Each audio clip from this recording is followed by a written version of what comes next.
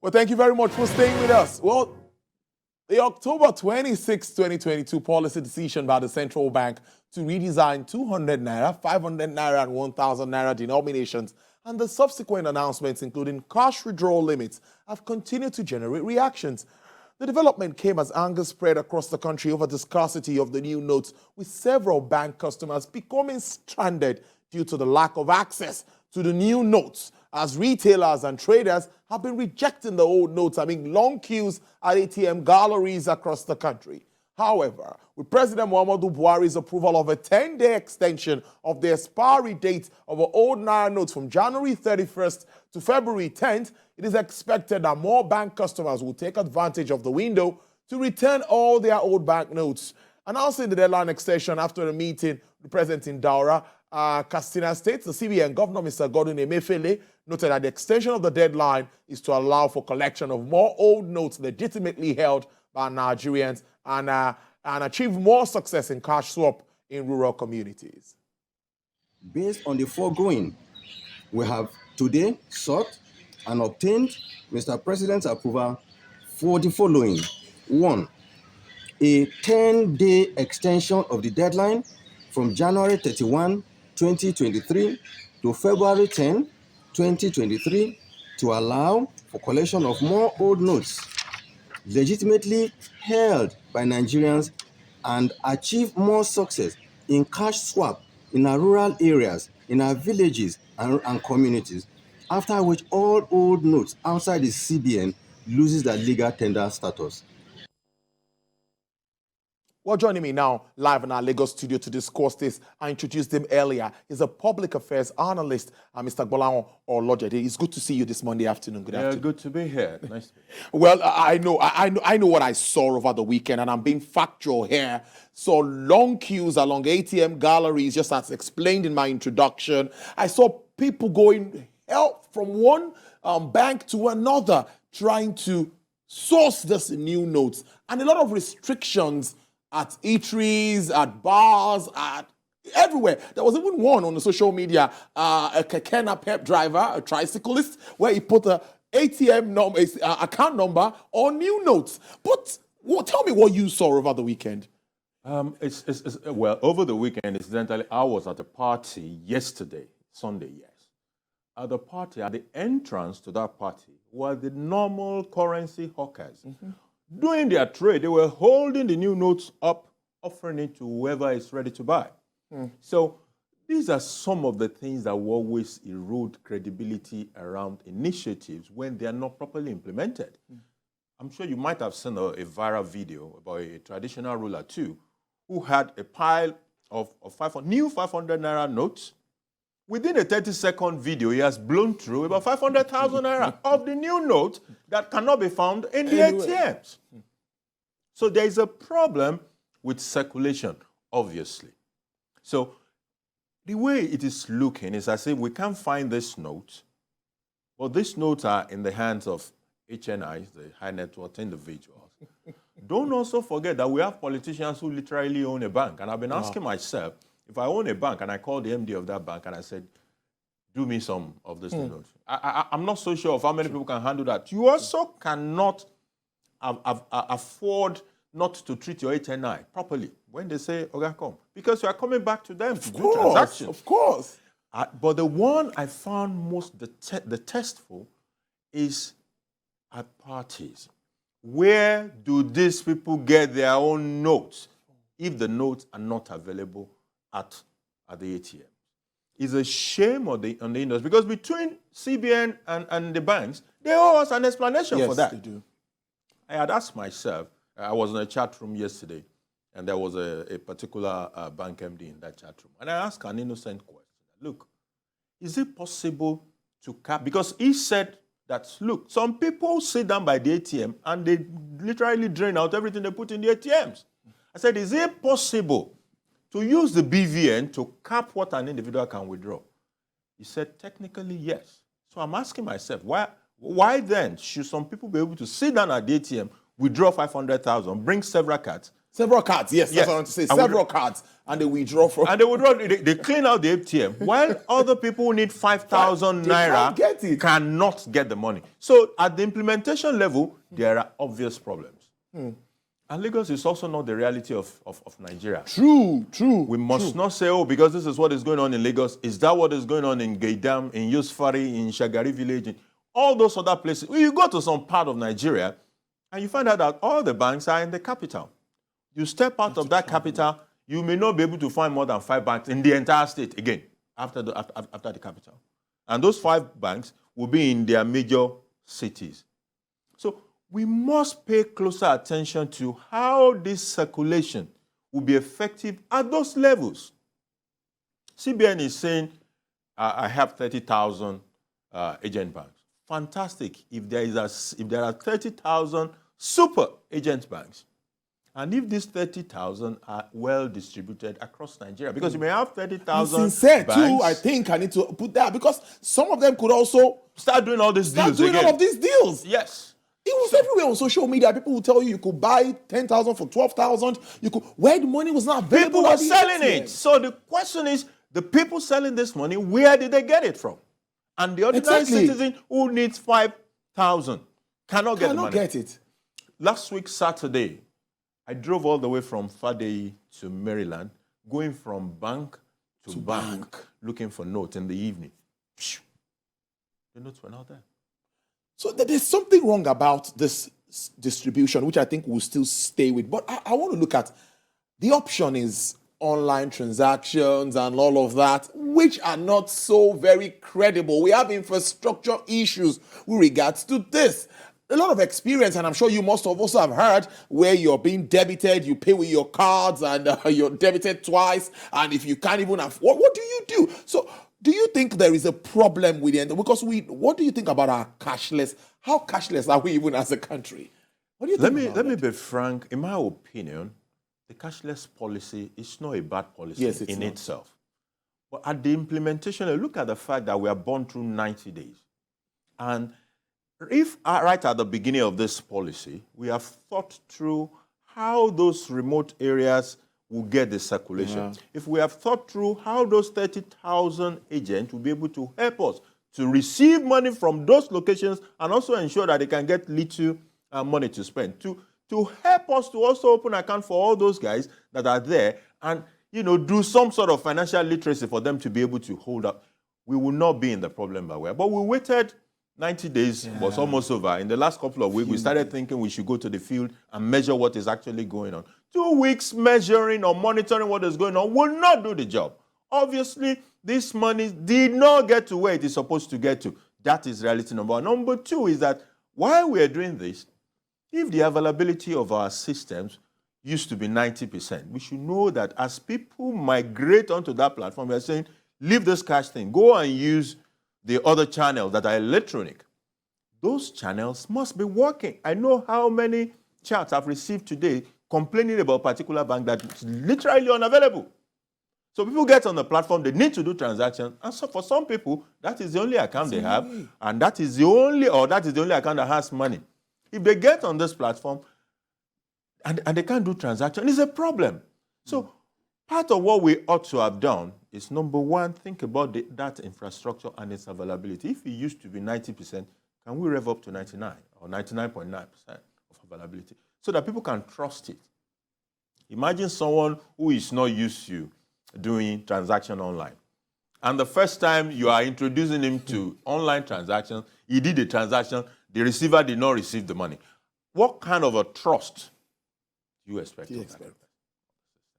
So at the implementation level, especially as it affects the huge informal sector and those people that are in the remote part of the country, we did not do well enough. The Naira did not get to them. The new notes did not get to them. And if, for as long as somebody can withdraw 500,000, 1 million, without a cap on what individual can do, there will be a problem. The money will not go around. Because don't forget that while we said we are withdrawing 1.9 trillion, the policy is not to withdraw 1.9 trillion and then release 1.9 trillion back. You're going to release much smaller amount. Maybe like 20% of that amount. So if that is what you're doing, we have to think of how that we go round. And whatever is not available, of course, this kind of issues will come up. Once you round create tripping scarcity, and all of that you scarcity. automatically That's like what trigger is black happening to market. PMS. That is what is going on. You create a scarcity, you trigger black market. As a matter of fact, it's even more sad that the people who are more sophisticated, who are used to these channels and all the rest of it, are the beneficiaries of the little note that we have. So we don't have enough notes. The little note that we have, we give it to these same people who could easily use other channels. And the people who are the lowest rung of the ladder are not seeing the money. As much as we pick holes in this, and because we need to let the Apex Bank know and feel the pulse. We have been talking to people and we know what's been happening. We experience it even ourselves. But I'm also looking at, let's look at maybe the positive side, according to the central bank, trying to reduce all of this kidnappings and payment of ransom, try to address whatever monies, inflation and all of that. So what do you think about all of this? Saying, yes, this is the way to go. That even in, because of this introduction, there's been a kind of reduction in ransom requests. But I don't know if this is really working, or do you think that this can help address that one way or the other? I have no doubt that it can help. To me, the policy itself is not a bad policy. Migrating more people into the financial system has a larger implication from the issue of bringing people into the tax net, increasing the revenue base of the country. All those things are there. Then the system also becomes more efficient. The cost of cash handling is huge. It's huge. And we can moderate that if we're able to get more people into the financial system. We can also get to bring those other channels to be more effective, more efficient, particularly. So it has the bright side to it. But at the implementation stage, that is where we drop the ball in several quarters. We can pick it up, we can be determined about this, and we can fix the problem. But we have to be committed. Like I said, you said we have 30,000 super agents. 30,000 super agents. If they are spread across the local governments in Nigeria, there are only 774 local governments. That is about 40 super agents per local government. It's a large number. If these notes are available to these super agents, and they are monitored, their activities must be monitored.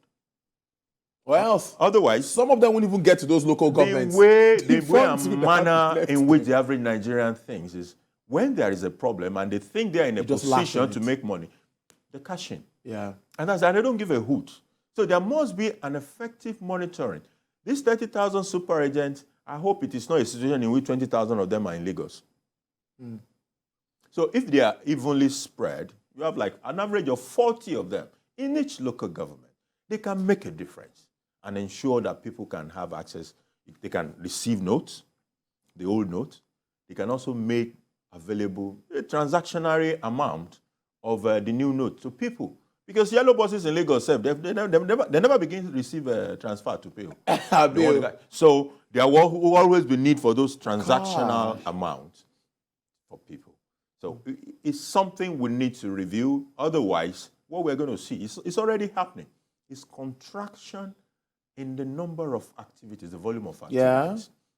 As people, eateries, bars, shops, as everybody is saying, don't bring old Naira notes to me. So we are constraining economic activities, retail especially, economic activities. It's being curtailed. It will have an implication on, there's a multiplier effect of all these transactions that we're talking about. And if we're not having those multiplier effects, be careful what we will see with January GDP. And we're looking at a 10-day extension now. Many are saying this 10 days might not work. I read a post this morning and someone said, immediately the news went viral yesterday and everyone got to know that, there's been an extension. The central bank has extended for 10 days. Now, those are the banks that were to make deposits, picked their cash and went back home to wait for 8, 9, and 10 again. But as Nigerians, do you think we still have that issue of always waiting till the last end sometimes? I don't know. I think we have that nature, some of us. Should I call it a cultural Honestly, issue? I don't know how we got there. The end. And it cuts across. Yeah. People believe that, in fact, right from day one, when this was announced, I heard people who said, they will extend They will extend it. And that is their attitude. Yes. They will extend it. Yes. Are they right or not? They are. Apparently they are. They are. So as we're extending, Yeah. whether it is PVC, the SIM registration, whether it is NIN, people wait till the last moment before taking steps. To be honest, if some of the things we started doing in the last 2 weeks are things we paid attention to right from the beginning of the 90 days, we probably would not be where we are. I think I agree.